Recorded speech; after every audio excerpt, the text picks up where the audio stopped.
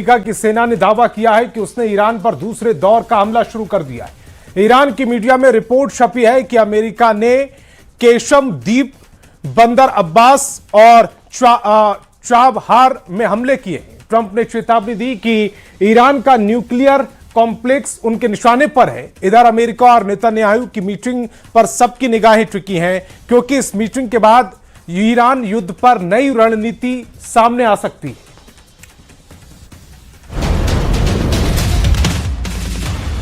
क्या ईरान दूसरे राउंड की जंग में टिक पाएगा? क्या अमेरिका और इजराइल अब निर्णायक हमला करने वाले हैं? क्या ट्रंप और नेतन्याहू की मुलाकात में तय होगा कि तीसरा राउंड का युद्ध कैसे शुरू करना है? क्या व्हाइट हाउस में होने वाली बैठक से पूरे पश्चिम एशिया का भविष्य तय होने वाला है?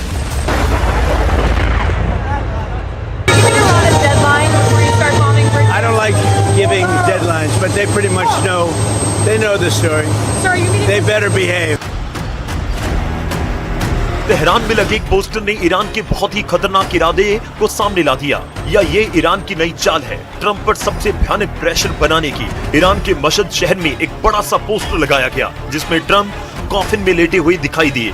ऐसा लग रहा है कि ईरान ट्रंप को उनकी ही भाषा में जवाब दे रहा है और हथियार के साथ वो अमेरिका के खिलाफ माइंड गेम खेलने में जुटा है।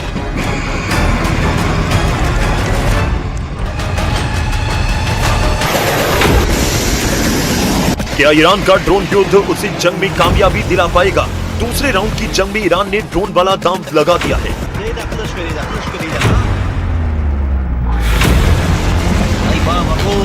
इराक के एरबिल शहर में विस्फोटकों से लैस कई ड्रोन अमेरिकी ठिकानों की तरफ बढ़ते दिखे। हालांकि इराक ने इन ड्रोन को हवा में ही तबाह करने का दावा किया, लेकिन कई रिपोर्ट्स में दावा किया गया है कि एक ड्रोन अमेरिका के दूतावास के बेहद करीब आकर गिरा। इंटरनेशनल मीडिया में दावा किया गया कि इस तरह के करीब 8 ड्रोन को इंटरसेप्ट किया गया।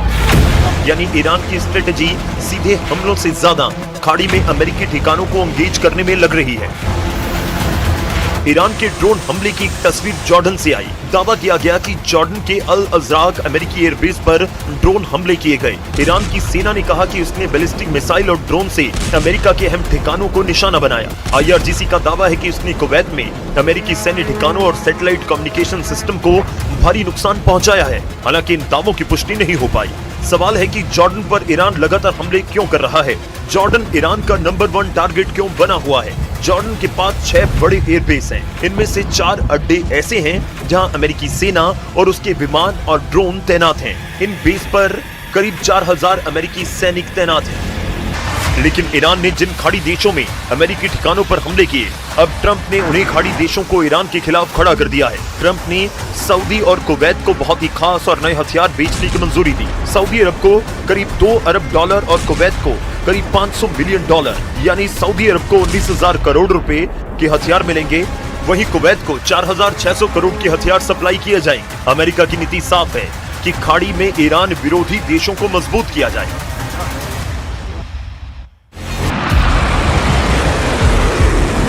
दूसरे राउंड की जंग में अमेरिका ने ईरान को चारों तरफ से घेरने की स्ट्रेटेजी पर काम करना शुरू कर दिया है। अमेरिकी सेंट्रल कमांड ने ऐसे विजुअल जारी किए जिसमें ईरान के तटीय रक्षा ठिकानों और मिसाइल साइट पर ताबड़तोड़ हमले दिखाई दिए। अमेरिका की मिलिट्री यूनिट के मुताबिक इन हमलों का मकसद केवल मौजूदा जवाब देना नहीं, बल्कि भविष्य में होने वाले किसी भी बड़े मिलिट्री ऑपरेशन से पहले ईरान की सैन्य ताकत को कमजोर करना है। इन हमलों से साफ है कि अमेरिका ने ईरान के बंदरगाहों पर नाकेबंदी दोबारा लागू कर दी है।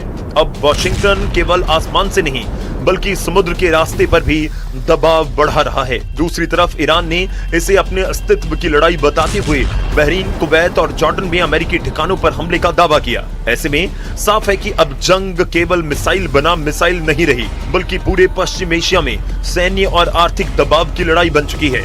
लेकिन अब सवाल केवल इतना नहीं है कि अमेरिका और ईरान कौन ज्यादा हमला कर रहा है।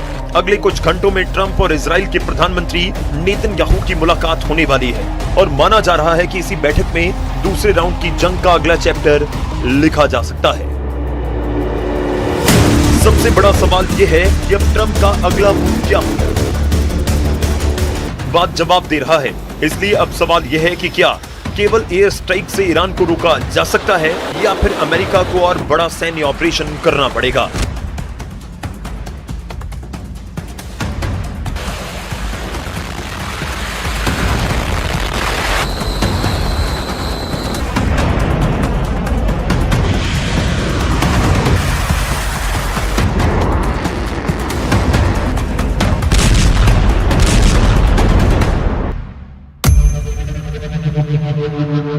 या अब भी बातचीत की कोई गुंजाइश है? नेतन्याहू लगातार कहते रहे हैं कि ईरान की मिलिट्री और एटमी ताकत को पूरी तरह खत्म किए बिना खतरा नहीं टल सकता। दूसरी तरफ ट्रंप खुलेआम कह रहे हैं कि ईरान अभी भी समझौता करना चाहता है, लेकिन इसके साथ ही ये भी कह रहे हैं कि अगर जरूरत पड़ी तो फिनिश इट ऑफ, यानी लड़ाई को निर्णायक अंजाम तक पहुंचाया जाएगा। ऐसे में दोनों नेताओं की बैठक केवल सैन्य नहीं बल्कि राजनीतिक और रणनीतिक रूप से भी बेहद अहम मानी जा रही है।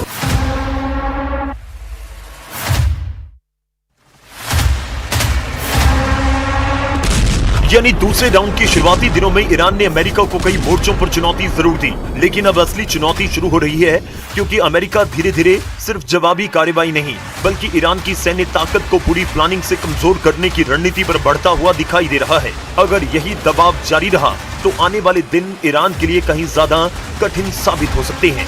अमेरिका के पास 5 विकल्प हो सकते हैं। पहला, वो मिसाइल और ड्रोन लॉन्च साइट पर लगातार हमले जारी रखे ताकि ईरान की जवाबी हमला करने की क्षमता लगातार कमजोर होती जाए। दूसरा, ईरान की नौसेना और हॉर्मुज पर पूरा कंट्रोल, तभी ईरान के खिलाफ समुद्री नाकेबंदी और सख्त हो सकती है, तभी ईरान तेल और सैन्य सप्लाई दोनों मोर्चों पर दबाव महसूस करे। तीसरा, IRGC के कमांड सेंटर और सैन्य नेतृत्व को निशाना बनाना, क्योंकि अभी पूरे युद्ध को IRGC ही कंट्रोल करती दिख रही है। चौथा, साइबर वॉर और इलेक्ट्रॉनिक वॉरफेयर, जिसमें कम्युनिकेशन नेटवर्क, रडार और एयर डिफेंस सिस्टम को तकनीकी रूप से कमजोर बनाने की रणनीति अपनाई जा सकती है। पांचवा, ईरान की प्रॉक्सी नेटवर्क पर हमला। इसके तहत इराक, सीरिया, यमन और दूसरे इलाकों में उन ग्रुप को निशाना बनाया जा सकता है। इस जंग में अमेरिका और इजराइल के लिए सबसे बड़ी सिरदर्दी जो बने हुए हैं। यानी अब अमेरिका का मकसद केवल 1-2 एयर स्ट्राइक करना नहीं बल्कि ईरान की सैन्य ताकत को हर मोर्चे पर कमजोर करना हो सकता है। दूसरी तरफ ईरान भी साफ कर चुका है कि अगर दबाव बढ़ा तो जवाब केवल ईरान से नहीं बल्कि पूरे पश्चिम एशिया में फैले उस नेटवर्क से मिल सकता है। यही वजह है कि ट्रंप और नेतन्याहू की बैठक केवल एक कूटनीतिक मुलाकात नहीं मानी जा रही बल्कि इसी दूसरे राउंड की जंग का टर्निंग पॉइंट कहा जा सकता है। अगर इस बैठक में बड़े सैन्य ऑपरेशंस पर सहमति बनती है तो अगला निशाना केवल ईरान के मिसाइल ठिकाने नहीं बल्कि उसकी पूरी सैन्य संरचना भी हो सकती है। और अगर बातचीत को मौका देने का फैसला होता है तो शायद पश्चिम एशिया एक और बड़े युद्ध से बच जाए। फिलहाल दुनिया इसी फैसले का इंतजार कर रही है।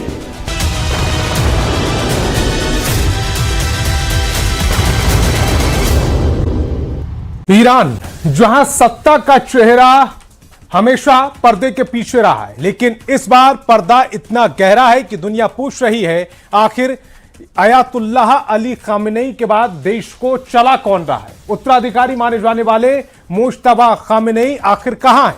क्या वे घायल हैं, छिपे हुए हैं या पर्दे के पीछे से फैसले ले रहे हैं? इस रिपोर्ट में हम ईरान से जुड़े इस रहस्यमयी सवाल की परतें खोलेंगे। कहां गायब हैं ईरान के पावर सेंटर? दुनिया को क्यों नहीं दिख रहे मुश्तबा खामेनेई?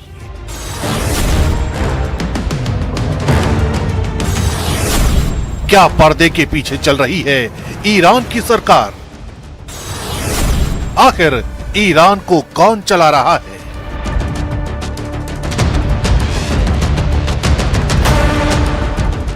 दुनिया के सबसे रहस्यमय देशों में ईरान को सबसे ऊपर गिना जाता है। यहां चुनाव सरकार चुनते हैं, लेकिन असली ताकत अक्सर धार्मिक प्रतिष्ठान, IRGC और सुप्रीम लीडर के दफ्तर के बीच घूमती है। पिछले 2 दशकों में एक ऐसा नाम लगातार उभरता रहा जो कभी चुनाव नहीं लड़ता, कोई सरकारी पद नहीं संभालता, मीडिया से लगभग पूरी तरह दूर रहता है, लेकिन जिसे ईरान की सत्ता का सबसे ताकतवर शख्स का रुतबा हासिल है, मुश्तबा खामेनेई। ये अयातुल्लाह अली खामेनेई के दूसरे बेटे हैं। कई पश्चिमी खुफिया विश्लेषक मानते हैं कि उन्होंने वर्षों तक IRGC, बसीज मलेशिया और सुप्रीम लीडर के कार्यालय के बीच तालमेल में प्रभावशाली भूमिका निभाई। हालांकि ईरान ने कभी इसे आधिकारिक रूप से स्वीकार नहीं किया। अब जब अयातुल्लाह अली खामेनेई नहीं रहे तो सबसे बड़ा सवाल उत्तराधिकारी का नहीं बल्कि सत्ता के असली केंद्र का बन गया है, क्योंकि इसी दौरान मुश्तबा अचानक सार्वजनिक जीवन से गायब हो गए हैं। न कोई भाषण, न कोई तस्वीर, न कोई आधिकारिक बयान। और यहीं से शुरू होती है दुनिया की सबसे रहस्यमयी राजनीतिक गुमशुदगी की कहानी। But we're going to hit them very hard tonight. We're going to hit them very hard tomorrow night. We're going to hit them very hard the night after. And then next week it gets really bad for them because next week comes the power plants. Next week comes the bridges. We're going to knock out all their power plants. We're going to knock out all their bridges unless they get to the table and negotiate. You better make a deal. You're not going to have anybody left. We're being very careful with the civilian population, as you know, but I said, you better make a deal. You're not going to have anything left. Mustafa Khamenei की गैर मौजूदगी को लेकर कई तरह के दावे सामने आए हैं। कुछ पश्चिमी मीडिया संस्थानों ने कहा कि वे इजरायली हमले में घायल हुए हैं। कुछ रिपोर्टों में उनके चेहरे के झुलसने की बातें लिखी गई हैं, जबकि सोशल मीडिया पर उनकी मौत तक के दावे वायरल हुए। लेकिन जब इन दावों की जांच की गई तो तस्वीर अलग निकली। न ईरान सरकार ने उनकी मौत की पुष्टि की, न किसी विश्वसनीय अंतर्राष्ट्रीय एजेंसी ने। बड़े बड़े मीडिया संस्थानों ने साफ कहा कि उनका गायब होना जरूर एक फैक्ट है, लेकिन मौत या गंभीर चोट के दावों का सच अब भी उलझा हुआ है, क्योंकि अमेरिका के 3rd राउंड अटैक के बाद एक मैसेज को मुस्तफा खामेनी के नाम से वायरल कराया गया। मुस्तफा खामेनी के नाम से जारी हुए संदेश में साफ कहा गया था, ईरान बदला लेना चाहता है, हमारे नेता को धोखे से मारा गया, शहीदों के खून का हिसाब लेकर रहेंगे, मैं रहूं या ना रहूं, बदला लिया जाएगा। लेकिन जो लीडर अपने देश की आवाम के लिए इतनी बड़ी बड़ी बातें कर रहा है, उसके गायब होने की कहानी क्या है? क्योंकि सबसे बड़ा रहस्य उस वक्त गहरा गया जब अयातुल्ला अली खामेनी के जनाजे की तस्वीरें दुनिया के सामने प्रसारित हुईं। ईरान के शीर्ष सैन्य अधिकारी दिखाई दिए, राष्ट्रपति दिखाई दिए, वरिष्ठ धर्मगुरु दिखाई दिए, लेकिन मुस्तफा खामेनी कहीं नहीं दिखे। ईरान की राजनीति में प्रतीकों की अहमियत बहुत बड़ी होती है, इसलिए ये गैर मौजूदगी सिर्फ एक कुर्सी की नहीं थी, बल्कि एक ऐसा सवाल थी जिसका जवाब आज तक किसी ने नहीं दिया। पश्चिमी सुरक्षा विश्लेषकों का एक वर्ग मानता है कि इजराइल की संभावित कार्रवाई के डर से उन्हें सुरक्षित स्थान पर रखा गया है। दूसरी ओर कुछ विशेषज्ञों का कहना है कि ईरान के लिए उनकी सुरक्षा सर्वोच्च प्राथमिकता है, लेकिन ईरानी अधिकारियों ने उनकी गैर मौजूदगी की कोई साफ वजह सार्वजनिक नहीं की है। यही चुप्पी आज सबसे बड़े सवाल को जन्म देती है। लेकिन अयातुल्ला अली खामेनी के जनाजे के ही दौरान एक तस्वीर को लेकर मीडिया में हलचल मच गई, और वो ये तस्वीर थी जिसमें अली खामेनी के जनाजे के वक्त एक नकाबपोश शख्स दिखाई देता है। इस तस्वीर को लेकर शुरुआत में कयास लगाए गए कि यही मुस्तफा खामेनी है, लेकिन बाद में पता चला कि ये अयातुल्ला अली खामेनी के बड़े पोते जवाद खामेनी थे। तो फिर आखिर वो कौन सी जगह है जहां मुस्तफा खामेनी छिपे हैं? अगर मुस्तफा सामने नहीं है तो क्या पर्दे के पीछे से फैसले ले रहे हैं? यही वो सवाल है जिस पर सबसे ज्यादा चर्चा हो रही है। लेकिन ये सब सच है कि उन्हें ईरान की सत्ता संरचना का बेहद प्रभावशाली और महत्वपूर्ण चेहरा माना जाता रहा है। आज के ईरान को समझने के लिए ये मानना होगा कि सत्ता किसी एक व्यक्ति के हाथों में दिखाई नहीं देती। राष्ट्रपति मसूद पेजेश्कियान नागरिक प्रशासन संभाल रहे हैं। दूसरी ओर IRGC देश की सैन्य शक्ति, मिसाइल कार्यक्रम और रणनीतिक सुरक्षा पर प्रभाव रखता है। सुप्रीम नेशनल सिक्योरिटी काउंसिल युद्ध और विदेश नीति से जुड़े बड़े फैसलों में अहम भूमिका निभाती है। इसके अलावा सुप्रीम लीडर का दफ्तर भी धार्मिक और राजनीतिक संस्थाओं के बीच प्रभाव बनाए रखता है। ये सच है कि मुस्तफा खामेनी लंबे समय से सार्वजनिक रूप से दिखाई नहीं दिए हैं। ये भी सच है कि अयातुल्ला अली खामेनेई के जनाजे में उनकी सार्वजनिक मौजूदगी नहीं हुई, लेकिन उनकी मौत, गंभीर चोट या चेहरे के झुलसने जैसे दावों की अब तक कोई आधिकारिक पुष्टि नहीं हुई है। दूसरी ओर कई विश्वसनीय रिपोर्ट बताती हैं कि सुरक्षा कारणों से उनकी सार्वजनिक गतिविधियां सीमित हो सकती हैं।